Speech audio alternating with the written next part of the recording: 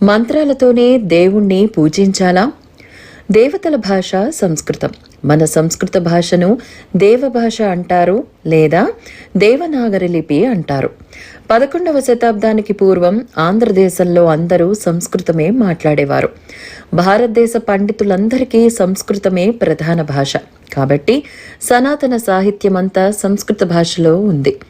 మంత్రాలు కూడా సంస్కృత భాషలోనే ఉండవలసి వచ్చింది. సంస్కృతానికి ఆదికవి వాల్మీకి అయితే తెలుగు భాషకు ఆదికవి నన్నయ్య భట్టారకుడు. ఈయన 11వ శతాబ్దం వాడు. అంటే మన తెలుగు భాషకు 1000 సంవత్సరాల చరిత్ర మాత్రమే ఉంది. 1000 సంవత్సరాల క్రితం మన తాత ముత్తాతలందరూ ప్రాకృత భాష అంటే సంస్కృతానికి ముందున్న భాషలో మాట్లాడుకునేవారు. పండితులందరి భాష సంస్కృతమే ఉండేది. తెలుగు భాష పుట్టిన తర్వాత ప్రజలందరూ తెలుగు భాషలోనే వ్యవహరించడం మొదలుపెట్టారు. పండిత భాషగా ఉన్న సంస్కృత భాష నిదానంగా మరుగున పడిపోయి నేటికి మృత భాషగా మిగిలిపోయింది. వేదానికి ఒక శాస్త్రీయమైన స్వరాలు ఉన్నాయి. స్వరయుక్తంగా మాత్రమే వేద పఠనం జరగాలి.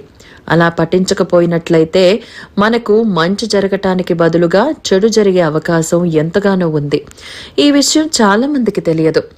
దేవుని పూజించటానికి, నమస్కరించటానికి, దర్శించటానికి వేదమంత్రాలతో పనిలేదు. కానుకలతోనూ పండ్లతోనూ పనిలేదు. దేవుడు భక్తుని నుండి కోరుకునేది చంచలత్వం లేని పవిత్ర మనస్సు మాత్రమే. మంత్రాల భాష మాత్రమే కాదు, మూగవాని భాష కూడా దేవునికి తెలుసు.